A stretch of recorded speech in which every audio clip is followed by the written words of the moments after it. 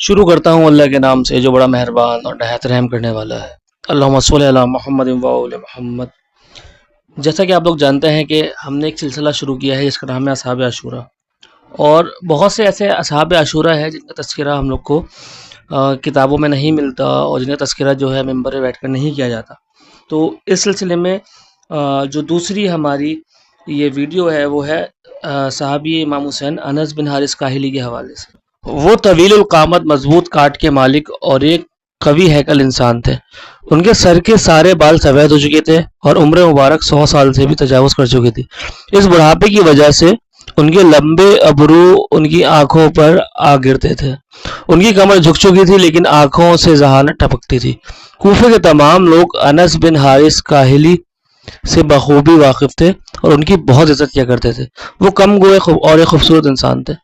ان کی ہیبت سے کفار لرزتے اور دوستوں کو ان کے وجود پر ناز تھا۔ ان کے گہرے اور پرانے زخموں کو دیکھ کر معلوم ہوتا تھا کہ انہوں نے کئی جنگوں میں حصہ لیا ہے۔ سخاوت اور بخشش میں کوئی ان کا ثانی نہیں تھا۔ حافظہ بھی بہت اچھا پایا تھا، یہاں تک کہ ان کو تاریخ اسلام کے تمام واقعات اچھی طریقے سے یاد تھے۔ انس کا شمار رسول اللہ صلی اللہ علیہ وآلہ وسلم، امیر المومنین حضرت علی ابن ابی طالب علیہ السلام، امام حسن علیہ السلام اور امام حسین علیہ السلام کے اصحاب میں ہوتا تھا۔ وہ جنگ بدر، جنگ حنین میں رسول خدا کے ہمراہ تھے۔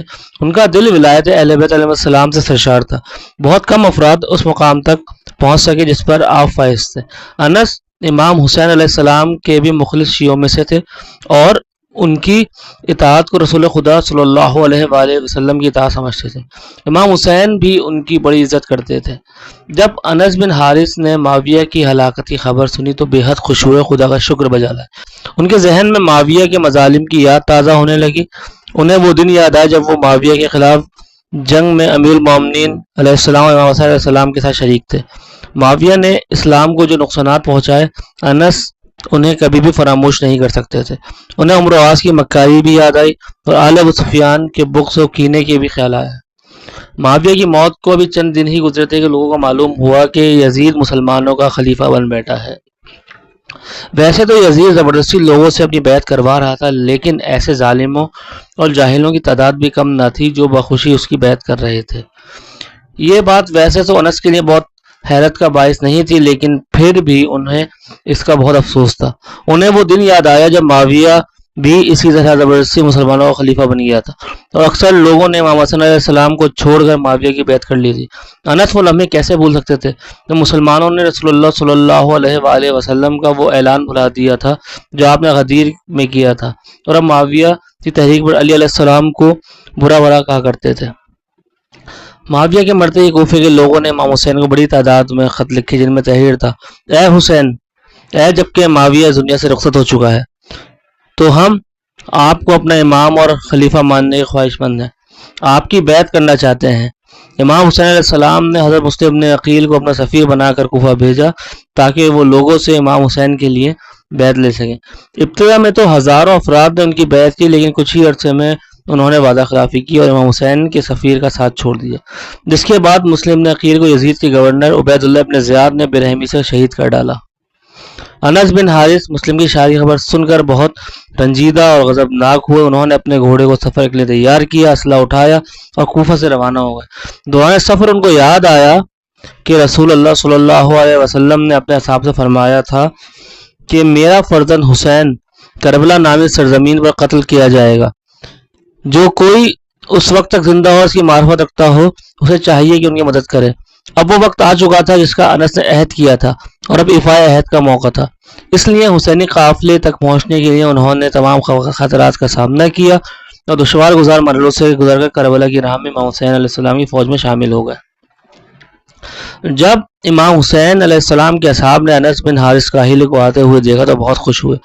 خود انس بھی اپنے آپ کو امام حسین علیہ السلام کا ہم رکاب پا کر مطمئن تھے۔ امام حسین کے حکم کے مطابق قافلے والے اپنے گھوڑوں اور اونٹوں سے نیچے اترے اور اسی جگہ اپنے خیمے نصب کروائے۔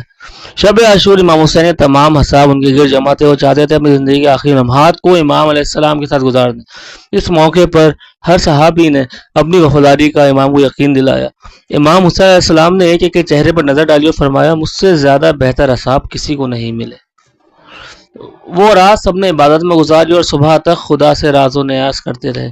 عاشور کی صبح نمودار ہوتے ہی امام کی مختصر فوج نے جنگی لباس وطن کیا اور جنگ کے لیے تیار ہو گئے۔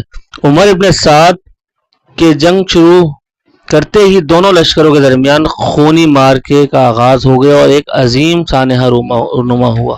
جب جنگ تھوڑی دیر کے لیے رکی اور دونوں طرف کی فوجیں اپنے زخمیوں اور مقتولوں کو جمع کرنے میں مشغول ہو گئی تو امام حسین نے انس سے فرمایا، اس ظالم قوم کے پاس جا کر نصیحت کرو کہ شاید ان پر کوئی اثر ہو اور وہ ابدی سعادت پا جائیں۔